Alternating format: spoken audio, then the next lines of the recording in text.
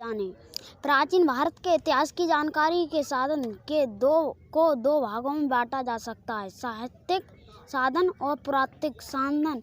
जो देशी और विदेशों दोनों हैं। साहित्यिक साधन दो प्रकार के हैं, धार्मिक साहित्य और लौकिक साहित्य। धार्मिक साहित्य भी दो प्रकार के हैं, ब्रह्मांड ग्रंथ अब ब्रह्मांड ग्रंथ दो प्रकार के हैं, श्रुति जिसमें वेद ब्रह्मांड उपनिषद इत्यादि आते हैं, और स्मृति जिसके अंतर्गत रामायण महाभारत पुराण स्मृतियाँ आदि आती हैं। लौकिक साहित्य भी चार प्रकार के हैं, ऐतिहासिक साहित्य, विदेशी विवरण, जीवनी और कल्पना प्रधान तथा गल्प साहित्य। पुरातात्विक सामग्रियों को तीन भागों में बांटा जा सकता है, लेख मुद्राएं तथा भग्नावशेष स्मारक।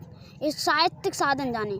धार्मिक, पहला बिंदु धार्मिक साहित्य, दूसरा बिंदु ब्रह्मांड ग्रंथ, तीसरा श्रुति वेद ब्रह्मांड उपनिषद वेदांग, चौथा स्मृति रामायण महाभारत पुराण स्मृतियाँ, पांचवा अब्रह्मांड ग्रंथ, छठा लौकिक साहित्य, सातवां ऐतिहासिक, आठवां विदेशी विवरण, नौवां जीवनी, दसवां कल्पना प्रधान और तथा गल्प साहित्य।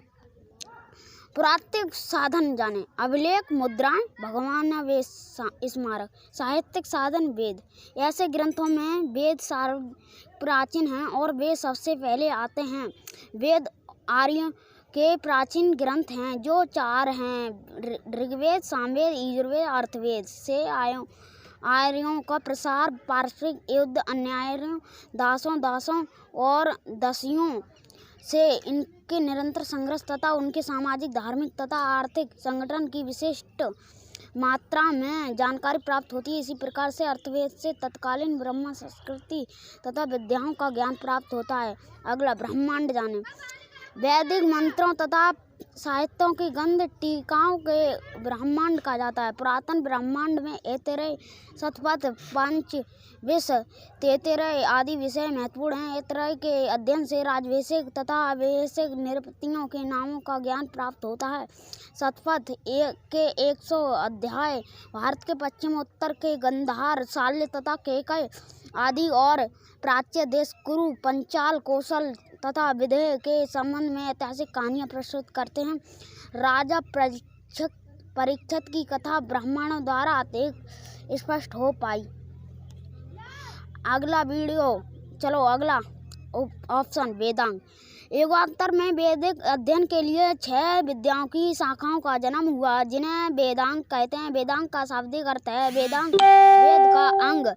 तथापि इस अर्थ के पूर्वोत्तर होने के कारण श्रुति साहित्य के पृथक ही गिना जाता है। वे यह शिक्षा, कल्प, व्याकरण, ऋग्वेद, छंद शास्त्र तथा ज्योतिषी वैदिक शाखाओं के अंतर्गत ही उनका पृथक वर्ग स्थापित हुआ और इन्हीं वर्गों के पाठ्य ग्रंथों के रूप में सूत्रों का निर्माण हुआ। कल्प सूत्रों को 4 भागों में विभाजित किया गया।